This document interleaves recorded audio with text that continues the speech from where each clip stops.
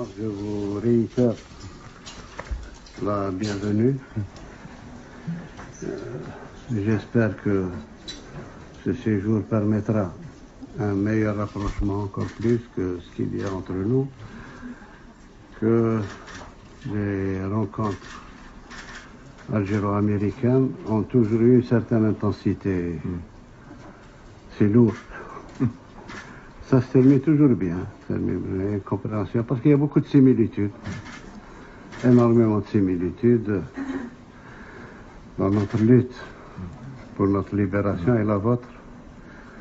D'ailleurs, nos deux journées nationales d'indépendance, c'est quelques heures qui nous séparent. Pour vous, c'est le 4 juillet, pour nous, c'est le 5 juillet. Le système, la démocratie américaine, personne ne peut la contester. C'est un peuple qui s'est construit sur la démocratie. Nous essayons, nous aussi, de bâtir notre démocratie avec nos propres valeurs et notre propre histoire. Elles se rejoignent. De toute façon, la démocratie étant le fait que les institutions soient représentatives réellement d'un peuple et d'un... En ce qui concerne, bien sûr, l'arbitrage des États-Unis d'Amérique dans tous les conflits internationaux, dans toutes les... Nous sommes pour. Nous sommes, vous savez, peut-être nous sommes des rêveurs, peut-être, mais on rêve d'un monde plus équilibré, d'un monde où la liberté est mieux défendue, d'un monde où nous faisons ce que nous pouvons avec nos moyens. Et dans notre environnement, parfois on est compris, parfois on est incompris. Vous savez, notre environnement, on est entouré de pays qui ne nous ressemblent pas beaucoup, en dehors de la Tunisie. D'ailleurs, c'est pour ça qu'il y a des relations très intimes avec la Tunisie, parce qu'on se ressemble dans beaucoup de domaines. Sinon, toutes nos frontières sont en flammes. La Libye, déstabilisée. Après la Libye, bien sûr, il y a tout le Sahel, il y a tout ça va du Tchad au Burkina, au Mali, Niger. Et même la Mauritanie est chancelante. Elle n'est pas très puissante. Bon, à côté, nous avons le royaume du Maroc. Nos relations ont toujours été coup-ci, coup-ça. Depuis notre indépendance, ça c'est pas récent. C'est pas l'affaire du Sahara ou l'affaire du... Il y a deux mentalités, deux manières de voir les choses, deux manières de... Autant nous respectons tous les peuples, on respecte les frontières des peuples, on respecte... Autant eux sont expansifs, tout ce qui est... Vous savez, le Maroc, personne n'oubliera, aucun Algérien n'oubliera que nous avons été attaqués en 1963. On n'avait même pas d'armée régulière. Nous avons attaqué avec les forces spéciales, les hélicoptères, les avions. Nous avons eu 850 morts pour qu'ils prennent une partie de notre territoire. Ensuite, ils ont refusé l'indépendance de la Mauritanie depuis 1960. Bien qu'elle soit membre de l'ONU, qu'elle a ses ambassadeurs, etc. Mais le royaume du Maroc avait des prétentions territoriales sur toute la Mauritanie. Et il a fallu attendre 1972, ici, pour que le roi du Maroc accepte de serrer la main au président mauritanien. Qu'il reconnaisse, enfin 12 ans après, qu'il reconnaisse, alors que pendant 12 ans, dans le gouvernement marocain, il y a toujours eu le ministre des territoires mauritaniens. Ensuite, il y a eu cette fameuse affaire du Sahara, où ce qu'on dit est tout à fait contraire à ce qui a été signé. Notre tort, peut-être notre défaut, c'est de la continuité dans la gestion d'un dossier. Depuis bien avant 1975. Mais les tensions qui existent entre nous ne sont pas dues, contrairement à ce qu'ils disent, ne sont pas du tout dues à l'histoire du Sahara occidental. Pas du tout. C'est d'autres problèmes. Ils ont toujours voulu déstabiliser l'Algérie, je ne sais pas pourquoi. Alors que nous avons toujours protégé le Maroc. Toujours. On n'a jamais été regardant dans nos relations, mais c'est pas normal quand même que 60 ans d'indépendance, que les frontières soient fermées pendant 40 ans. Le problème du Sahara occidental, c'est 1975, c'est bien après. Et je pense que le ministre des Affaires étrangères a beaucoup de documents qui sont signés par le roi Hassan II, que Dieu ait son âme, c'est lui qui a insisté pour l'autodétermination. Et puis notre position, vous savez, notre position vis-à-vis du Sahara occidental, pas vis-à-vis du Maroc, vis-à-vis du Sahara occidental, ils savent très bien que ça a été toujours notre comportement pour Timor-Est. Timor-Est, on a fini par convaincre nos amis indonésiens avec lesquels on était très très proches qu'il fallait qu'ils lâchent Timor-Est, qu'ils donnent l'indépendance. Et c'est ce qui s'est fait. Et nous sommes restés très liés à l'Indonésie. C'est valable pour les Comores, c'est valable pour d'autres territoires. Tous les efforts de la diplomatie algérienne ont été mis au service de la destruction de l'apartheid en Afrique du Sud. Tous nos moyens ont été mis sur ça.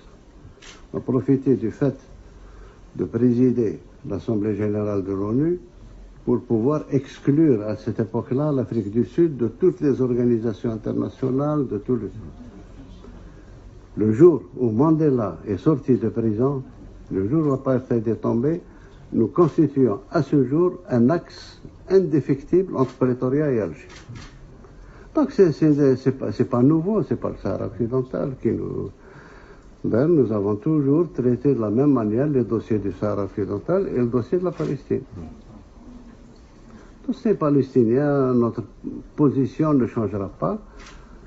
Il y a une décision qui a été prise au niveau de la Ligue arabe de faire la paix avec Israël et que Israël reconnaisse l'État palestinien.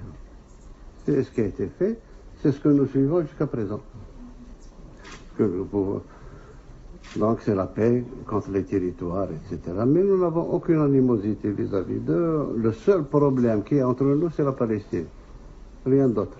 Absolument rien d'autre. Voilà un petit tour d'horizon pour la Libye. Nous sommes contre la présence de tous les mercenaires, de quel bord qu'ils soient. On n'accepte pas de mercenaires à nos frontières. Nous avons tout fait pour que nos frères libyens aient l'occasion de s'exprimer.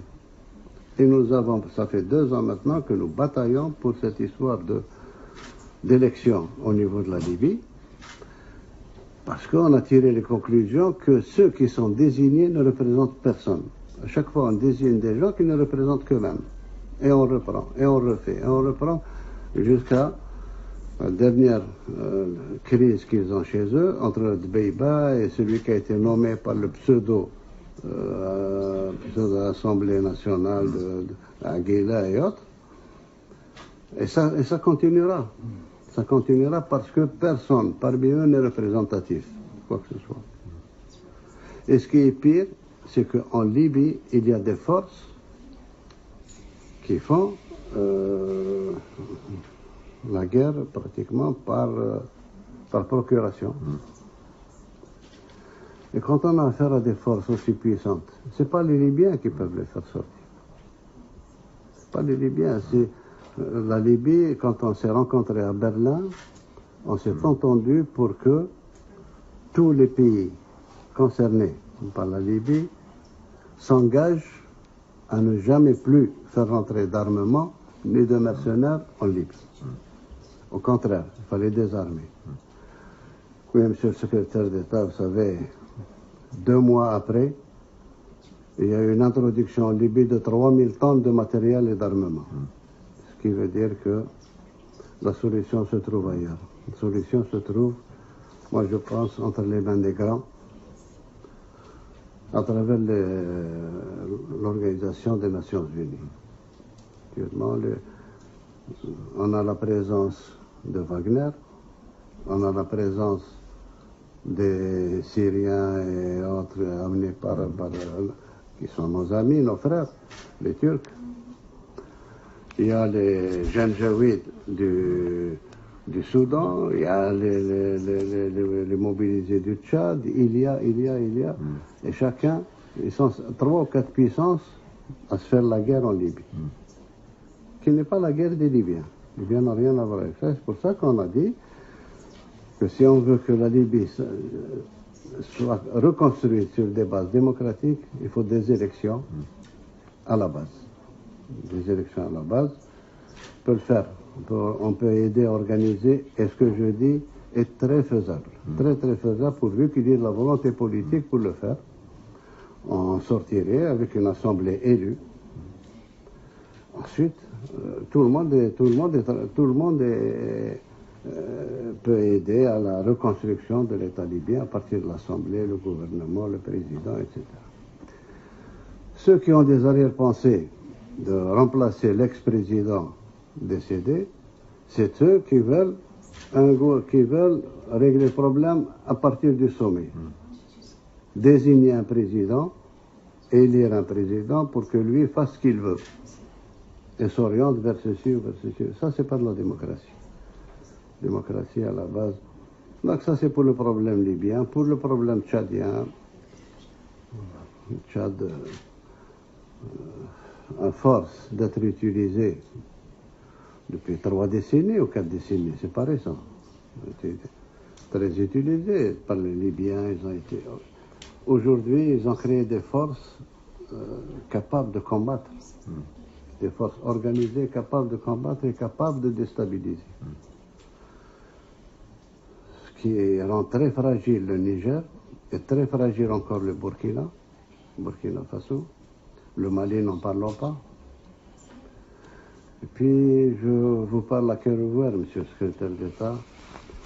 Personnellement, je n'ai jamais compris comment on est arrivé à cette situation. Ça a coïncidé de manière arithmétique et de manière mécanique avec la chute de la Libye. Et l'armement a commencé à se déverser sur le Sahel.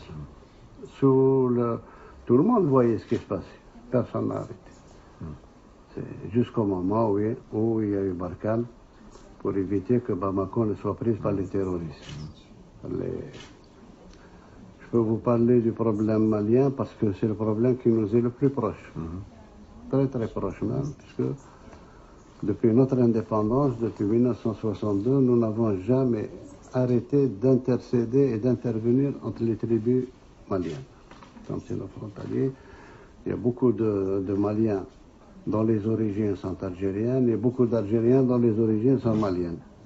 Ce qui fait que nous intervenons à chaque fois pour calmer les velléités tribales, les velléités ceci, cela, depuis Modibo Keïta jusqu'à ce jour. Ce jour, malheureusement, là aussi, il y a eu des interférences. Beaucoup d'interférences qui ne nous ont pas permis d'agir. Nous sommes arrivés aux accords d'Alger qui réglaient définitivement ce problème d'antinomie entre le nord Mali et le sud Mali. Il y a eu des intervenants, on n'a pas pu l'appliquer. Il n'est pas appliqué à ce jour. Et ils sont en train de tout faire pour que ça ne s'appliquera jamais. Ils sont en train de changer les données et la donne. Tous les signataires sont venus à Alger jusqu'à présent, sont en contact avec Alger et ils tiennent à l'exécution de cet accord, ce qui n'est pas l'avis de l'actuel Premier ministre malien, nommé par la junte, qui lui ne reconnaît pas, qui est même contre, il le dit, il l'écrit. Donc on en est là, Il y a eu des incompréhensions avec nos amis français, nous n'avons jamais voulu intervenir. Il y a une entraide qui se fait sur le plan sécuritaire, sur le plan. Mais nous avons toujours dit que la force, c'est pour asseoir la paix, pas pour chercher la paix. Une fois que la paix est revenue, il faut la renforcer avec la force. Mais en attendant, il faut chercher ailleurs. Une présence militaire dans un Sahara aussi important et avec cette multiplicité de problèmes ethniques ne peut servir que sous forme d'appel d'air du terrorisme, sous une forme ou une autre. sous une forme ou une autre. Nous aussi, on a subi ce que nous avons subi. On nous a enlevé. Nous savons qu'est-ce qu'il a fait. On nous a enlevé nos diplomates. Ils en ont tué 2. Je ne sais même pas où est-ce qu'ils sont enterrés. C'est le prix que nous avons payé, que nous continuons à payer pour le Mali et pour l'unification du Mali. Il y a une certitude qui ne changera jamais pour nous, c'est l'unité territoriale du Mali. L'unité du peuple et du territoire. On essaye de faire en sorte qu'on revienne à plus de compréhension de ce problème-là, que ce n'est pas un problème disons, de puissance géopolitique ou autre. Ce que nous voulons, c'est que nos frontières soient calmes. Et ce que nous dépensons actuellement pour protéger nos frontières, on souhaiterait le mettre dans le développement de notre jeunesse, dans le développement de notre territoire. On n'a pas besoin d'autant d'armes ni autant de... Ça, c'est pour nous défendre. D'ailleurs, nous avons une théorie militaire de défense. On n'a jamais eu une théorie d'attaque ou d'aller ailleurs. Jamais.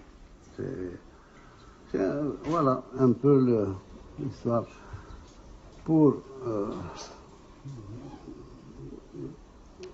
peut-être couronner le tout, je pense que il est temps aussi qu'on s'occupe, nous sommes en train de nous occuper de nos problèmes internes. Nos problèmes internes qui font que, durant ma campagne électorale, j'ai été très clair. C'était très clair. C'est rare quand un candidat à la présidence écrit ses engagements. Et moi, je suis tenu par ce qui a été écrit, parce que j'ai dit. C'est généralement, on dit que les promesses ne valent que par ceux qui y croient. Moi, je les ai écrits et nous sommes en train de les suivre. C'est un pays très jeune. Moi, je me suis attelé jusqu'à présent et je ferai jusqu'à la fin de mon mandat d'introduire le maximum de jeunes dans le pouvoir. De remettre le pouvoir pratiquement à ces jeunes-là. On a ouvert, j'ai éliminé pratiquement tout ce qui faussait les élections chez nous, l'argent, la tricherie, etc. Les élections que nous avons eues, aussi bien présidentielles, législatives que locales, nous avons gagné une chose pour la première fois. Opposition ou non-opposition, personne n'a dit qu'il y a eu tricherie dans les résultats. Ça, c'est déjà un résultat, un acquis énorme dans un pays du tiers-monde. Donc, nous sommes arrivés à introduire énormément de jeunes à l'Assemblée nationale pour qu'ils apprennent à légiférer pour le pays, ils apprennent quels sont les méandres de la politique. Nous sommes en train de le faire. On l'a fait aussi pour les élections locales. On a encouragé beaucoup de jeunes à se présenter pour la gestion des mairies et des gestions des assemblées de wilaya. Nous avons mis en place l'observatoire de la société civile. On en parle depuis 4 décennies. Maintenant, il est là. Il a été même constitutionnalisé. Nous sommes en plein préparatif du Conseil national, du Conseil supérieur de la jeunesse, qui sera pratiquement un parlement des jeunes pour tout ce qui les concerne, etc. Sur le plan économique, nous luttons avec toute l'énergie nécessaire contre la corruption, contre tout ce qui a sali notre pays et qui a détourné l'argent du pays alors qu'il aurait dû aller vers le peuple et vers le développement de ce pays-là. Nous continuons à lutter comme ça. Sur le plan de l'investissement, nous sommes en train de préparer, peut-être pour 1 mois ou 1 mois et demi, nous allons avoir le code des investissements. J'ai exigé que ce code-là soit valable pendant 10 ans. Pendant 10 ans, on n'aura pas le droit de toucher à une virgule pour permettre l'investissement, pour permettre libérer au maximum les IDE, l'investissement étranger, et même l'investissement national, mettre toutes les barrières nécessaires pour qu'on s'éloigne définitivement de tout ce qui a été fait par l'oligarchie qui est partie, etc. Qui a été très lié avec la mafia russe, mafia italienne, mafia de tout truc, et qui ont détourné tout l'argent du pays. On essaie d'en faire profiter les jeunes. Ma vision est que ce pays-là est jeune, il faut qu'il soit pris en charge par les jeunes, aussi bien politiquement qu'économiquement. Et c'est pour ça que nous favorisons un point pratiquement sans limite de start-up. J'ai pris un ministre, très jeune ministre de 26 ans, qui est chargé de start-up, qui fait du bon travail, du très très bon travail. Et on sent qu'il y a un vent en Algérie de start-up. Tout le monde s'y met, les jeunes, les moins jeunes, etc.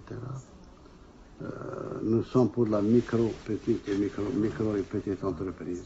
Ça donne beaucoup plus que les gros investissements qu'on a eus jusqu'à présent. Nous sommes très crédibles parce que nous avons les moyens financiers de transférer les dividendes, les bénéfices des entreprises, ça ne nous pose aucun problème. La gestion économique du pays que nous redressons quotidiennement a fait que aujourd'hui, en Afrique du Nord aussi, Maghreb compris, nous sommes le seul pays qui n'est pas endetté, le seul pays qui a donné cette dynamique dans la lutte anti-corruption. Et nous assumons pratiquement toute notre politique. Bon, bien sûr, nous avons de très très grands projets structurants pour le pays. Premier projet, c'est reprendre notre agriculture, parce qu'en principe, avec un pays aussi vaste, on peut servir l'Afrique en matière de grains, en matière de session. On peut le faire, c'est techniquement très faisable. J'ai toutes les données depuis que j'étais administrateur sur ce plan-là. On peut produire facilement, on peut arriver à 30 millions de tonnes. Nous avons besoin de 9 millions et les 21 millions peuvent être exportés vers l'Égypte, vers le Maroc, vers la Tunisie, sans problème. Sur le plan de l'élevage, nous avons un déficit. Nous avons un déficit en matière de lait. Nous importons énormément de lait en poudre que nous recomposons avec de l'eau ici. Ça, c'est sur le plan de l'agriculture. Sur le plan de transport, nous sommes en train de reconstituer la flotte marchande algérienne. Nous sommes en train de reconstituer aussi la flotte aérienne, parce que jusqu'à présent, il y a presque la moitié du globe terrestre auquel on n'accède pas. Il faudrait y aller partout maintenant. Sur le plan du transport ferroviaire, c'est l'une des bases de mon programme, c'est d'arriver, comme ça a été prévu avec le port centre d'Alger, d'arriver à en faire un port africain qui permette de transporter tous les conteneurs par voie de chemin de fer jusqu'au Mali et jusqu'au Niger. Nous avons travaillé sur ça avec nos propres moyens. Actuellement, nous sommes à Béchar. La voie de chemin de fer est à Béchar. Béchar est à 900 km d'Alger, au sud-ouest. Il reste, pour atteindre Adrar, à peu près 560 km à refaire. Et d'Adrar, on va directement sur le Mali. Le Mali. Pour reprendre un peu, une société qui existait du temps de la colonisation qui s'appelait Mer Niger. C'était les marchandises arrivaient par train jusqu'à Béchar et puis repartaient par camion jusqu'au Mali et au Niger. Voilà globalement, de manière très très très succincte, l'Algérie tel que je vous en parle. Je vous remercie de votre écoute. Monsieur le Président, merci beaucoup pour ce tour d'horizon très détaillé, très intéressant. J'ai eu l'occasion d'évoquer les sujets de politique étrangère avec le ministre, mon ami, de longue date. Et effectivement, je me réjouis de me retrouver en Algérie. J'étais là en 2016. Je suis très content d'être de retour pour justement approfondir les relations entre nos deux pays, le travail en commun sur les dossiers de sécurité que vous avez évoqués et aussi le travail en commun sur les opportunités économiques, d'investissement, de commerce entre nos pays. Je crois que les projets de loi que vous avancez feront que le climat d'investissement sera encore meilleur. Il y a déjà une bonne fondation sur laquelle il faut bâtir, mais je sais que nous aurons l'occasion de rentrer dans les détails dans notre conversation à venir. But in any event, it's wonderful to be back in Algeria after last being here in 2016. Thank you for sharing this wonderful tour of the region, the world, and our relationship. Thank you. Donc, il est en train de répéter ce qu'il a dit. Oui. Préparer des poissons.